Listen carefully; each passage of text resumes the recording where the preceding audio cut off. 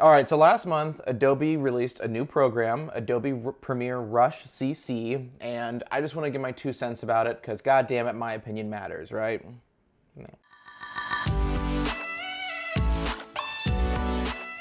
First of all, I want to say that it's very much so just a stripped down version of Premiere Pro, and that's not a bad thing. It's super simplified, and that's actually one of the things I love most about it. If you're doing something short and sequential, I think it's great. If you're doing something a little bit more elaborate, like a wedding highlight film, for example, I could never see myself using this to do that. There's not a lot of excessive things. You know, anybody could pick this up and learn it within 5 minutes, just clicking around, and they would be familiar with the software and thus be able to run through it pretty quick every time they get in there, which is awesome. That's really the main benefit of the program. It's great for short sequential films, little short films. Now let's really dive into what I think could be improved upon, my qualms with it, I guess you could say. Obviously, they're not going to be like completely stuffing this thing with features, because then what the hell would the point be in buying Premiere Pro, right?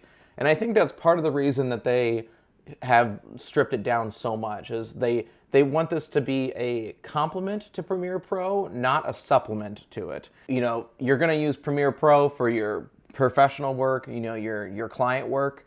You're going to use Premiere Rush for maybe your personal work or your stuff where it's more about quantity and getting stuff turned out every single day, because editing can be such a black hole for time. If you're like me, you know what I'm talking about. Now, that being said, I'm not looking for the features of Premiere Pro with this necessarily. I'm just looking for not quite so many restrictions, I hate when companies don't even give you the option to do the simplest things, because they want to keep it so stupid simple. An example of this would be you can't expand your the media beyond 200%, in terms of its size.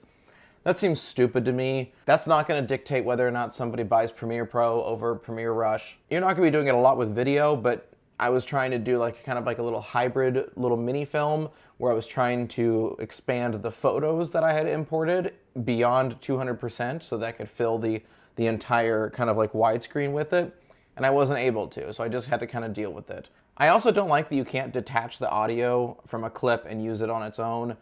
In order to use a clip's audio that has video, in order to use just the audio, you have to, put every other clip that you want to use on top of it, and it just feels unnecessarily cumbersome whenever I could usually just detach the audio, delete the actual visuals of the clip, and slide it underneath, whatever of the actual visual footage that I want to use is. My number one issue with the entire program, though, and it's literally what would I just feel like it's holding it back so much in terms of its saving me time, which is really what this program's about. It's about maybe rushing through an edit and getting on with your life. You can't apply one of their really cool presets to all of your clips at once. Let's say I want to use the film preset. I can't just highlight all of the clips and select that preset.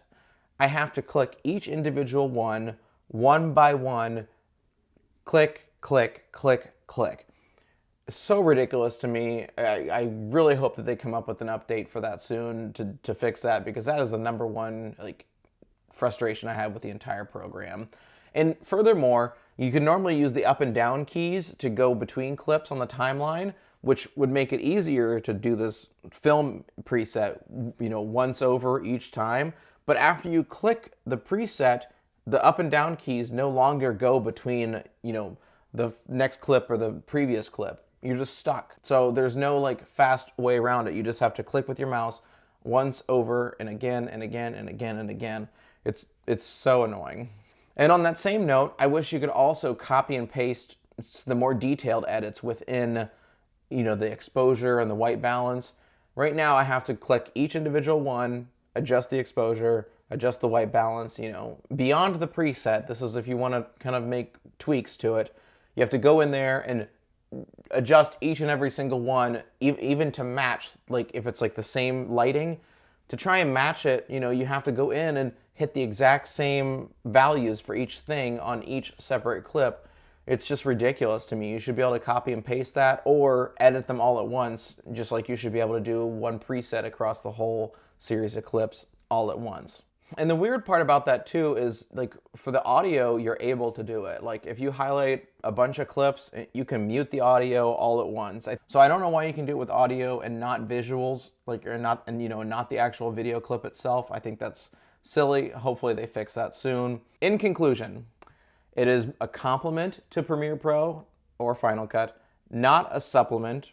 If you're already a part of the Adobe ecosystem, you got your all apps subscription for $50 a month, it's definitely worth downloading and using on occasion instead of the full-blown Premiere Pro. Once they get all those little qualms I mentioned earlier about the copying and pasting and the mass editing fixed, I think it'll be a great resource, and I don't think it'll take away from anybody wanting to use Premiere Pro still. And I think, again, it's kind of stacked that way to make you want to have both. But if you're not already part of the Adobe ecosystem, I don't know that it's worth it. I mean, I have the Adobe CC, the full-blown subscription, to download it and use it for these vlogs, for a little more quick and dirty edits.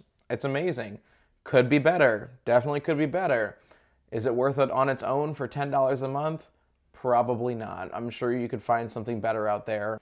Overall, again, I recommend it if you're already a part of the Adobe ecosystem, but if not, probably pass on it. Thanks so much for watching. If you enjoyed the video, if you found it helpful, please give it a like. And if you'd like to see more videos like this, please subscribe. I'll be trying to turn out more every day, using Adobe Rush maybe even, to try and save time on editing. Thanks, guys. Okay, so this is actually way more frustrating than anything else I've talked about. I went to work towards finishing this video, getting it edited.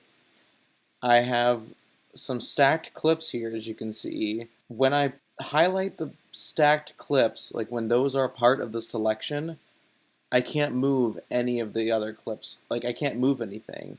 As you can see here, I'm moving those around. That's all well and good. But if I try and move a clip that has that's stacked, it refuses to let me. That is so annoying and frustrating, even more so than the other stuff. So now I'm just stuck with this clip in mass, and I can't move it to the beginning like I wanted to. That's ridiculous. And just reinforces my point, I guess, about how it's trying to keep things so simple stupid that it like restricts you to a point of where the app starts to become unuseful. It's almost like you just have to be completely sequential with how you're editing, with very little frills or anything like extra or special with it.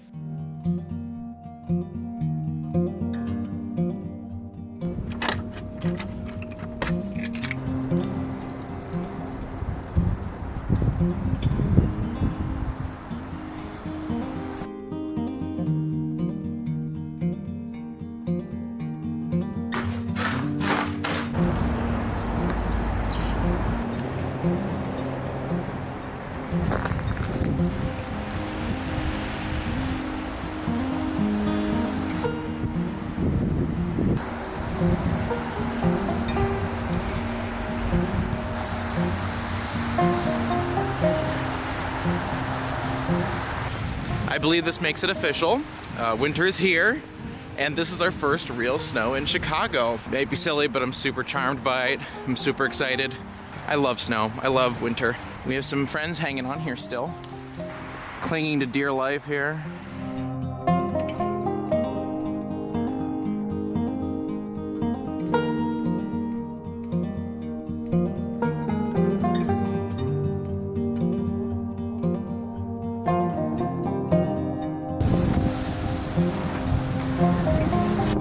Those birds were not having it. They were not about to let me get any closer than where I was.